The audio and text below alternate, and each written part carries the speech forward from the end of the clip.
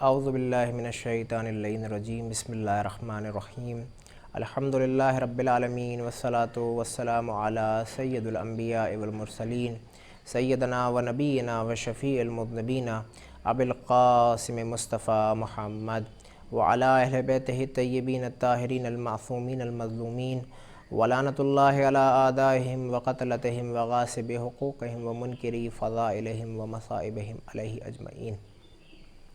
السلام علیکم ورحمۃ اللہ وبرکاتہ۔ ہمارا موضوع گناہان کبیرہ ہے۔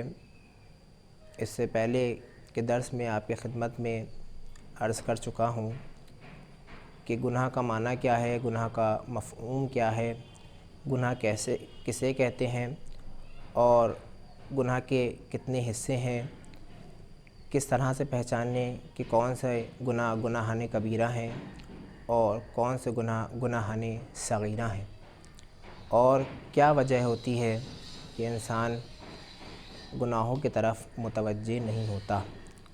اسی بحث کو آگے بڑھاتے ہوئے آج آپ کی خدمت میں عرض کروں گا کہ وہ کون سے گناہ ہیں کہ جو گناہان کبیرہ میں شمار ہوتے ہیں۔ اگر یوں دیکھا جائے تو گناہان کبیرہ بہت سارے گناہ ہیں، لیکن چند گناہ ایسے ہیں کہ جو انسان انجام دیتا ہے اور عام طور سے انسان سے سرزد ہو جاتے ہیں اور انسان اس کی طرف متوجہ نہیں ہوتا۔ گناہان کبیرہ میں پہلا گناہ اور سب سے عظیم و بڑا گناہ یہ ہے کہ ایک انسان خدا کے ساتھ کسی کو شریک رکھے، چاہے وہ اس کی ذات میں شریک رکھے، چاہے وہ اس کے صفات میں شریک رکھے، جانے انجانے میں نہ چاہتے ہوئے بھی کبھی کبھار انسان کی زبان سے یا انسان ایسا عمل انجام دیتا ہے کہ جس عمل کے ذریعے سے اس سے شرک ہو جاتا ہے۔ آپ کے سامنے مثال عرض کروں تاکہ آپ کے لیے بات واضح ہو جائے کہ شرک کسے کہتے ہیں۔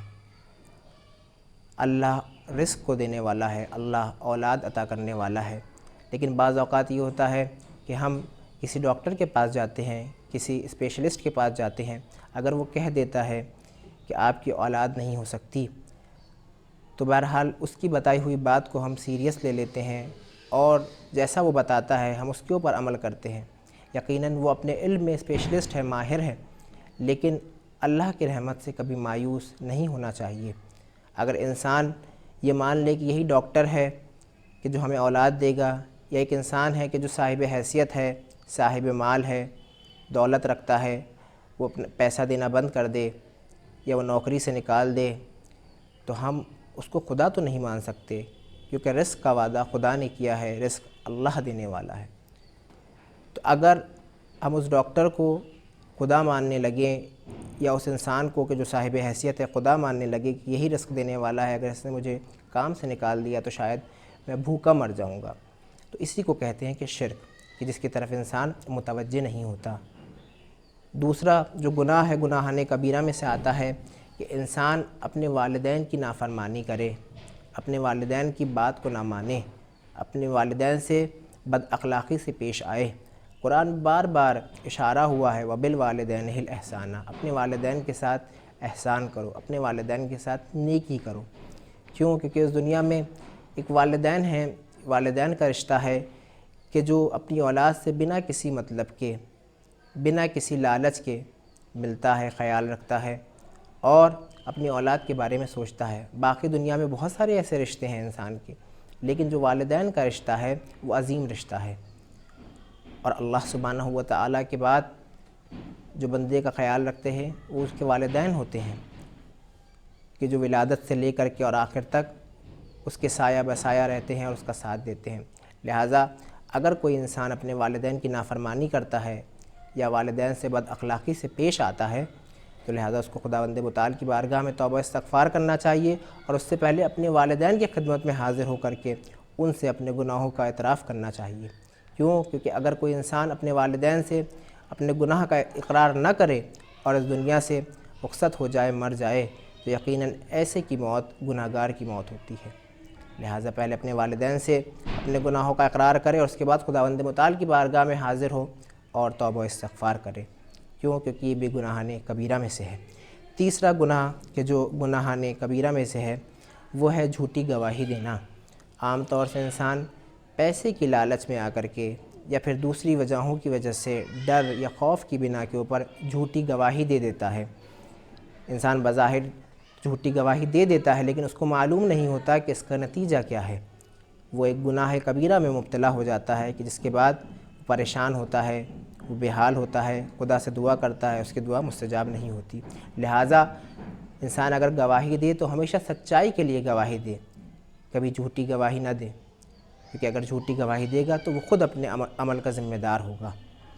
اس کے علاوہ جو گناہان کبیرہ میں سے ہے وہ ہے کسی مظلوم کو قتل کر دینا، کسی مظلوم کا خون بہا دینا۔ آج آپ دیکھیے پوری دنیا میں مظلوموں کا خون بہایا جا رہا ہے، مظلوموں کو مارا جا رہا ہے، اور اس کا نتیجہ یہ ہے کہ پوری دنیا آج ایسی بیماری میں مبتلا ہے کہ جس سے وہ نہیں بچ پا رہے۔ تمام سائنٹسٹ ہار چکے ہیں، تمام ڈاکٹرز ہار چکے ہیں، لیکن نتیجہ نہیں نکل پا رہا۔ نتیجہ یہ ہے کہ کیونکہ مظلوموں کا خون بہایا جا رہا ہے، اس طرف انسان متوجہ نہیں ہو رہا، نہیں پہچان رہا کہ ظالم کون ہے، مظلوم کون ہے۔ لہٰذا جس وقت انسان یہ پہچانتا نہیں کہ کون ظالم ہے کون مظلوم ہے، ظالم کا ساتھ دیتا ہے اور مظلوم کو اور دباتا ہے، لہٰذا اس وقت خداوند متعال پوری دنیا کو ایک ایسی وبا اور ایک ایسی بیماری میں مبتلا کر دیتا ہے کہ جس سے انسان چاہ کر بھی نجات نہیں پا سکتا۔ آج وہی پوری دنیا میں ہو رہا ہے۔ لہٰذا ایسی بیماری اور ایسی بلا و مصیبتوں کے بیچ انسان کو چاہیے کہ توبہ استغفار کرے اور اپنے گناہوں کی طرف متوجہ ہو۔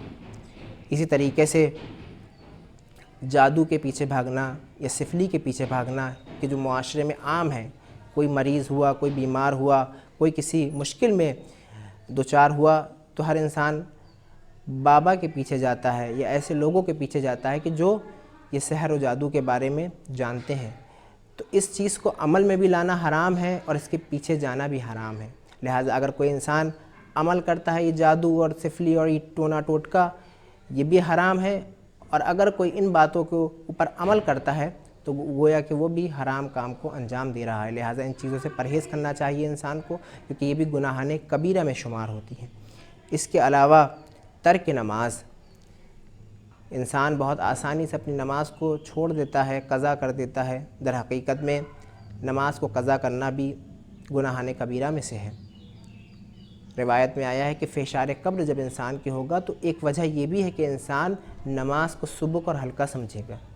وہ انسان کی جو نماز کو سبک اور ہلکا سمجھتا ہے اس کے اوپر بھی فحشار قبر ہوگا۔ لہٰذا ہم اپنی نماز کی پابندی کریں، اول وقت پڑھیں، اور اس کے علاوہ نماز کو ہم سبک نہ سمجھیں، نماز کو ہلکا نہ سمجھیں۔ کیوں؟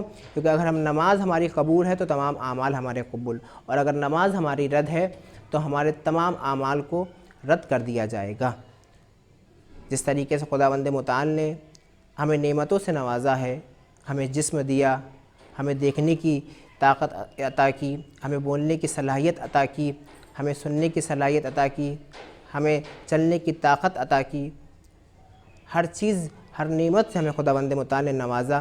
لہٰذا اب جب خداوند متعال نے ہمیں اتنی نعمتوں سے نوازا ہے تو ہمارے اوپر بھی لازمی ہے کہ ہم اللہ کا شکر کریں۔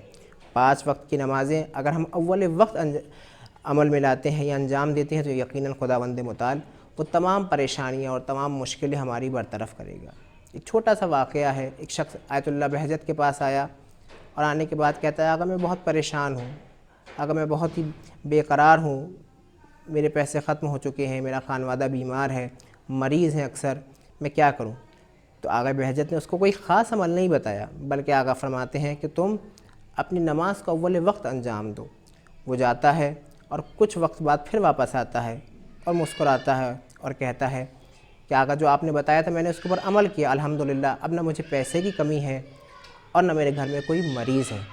تو لہٰذا یہ برکت صرف نماز کی تھی کہ جس کے ذریعے سے اس شخص کی پریشانیاں بھی دور ہو گئیں اور وہ نجات پا گیا۔ والسلام علیکم ورحمۃ اللہ وبرکاتہ۔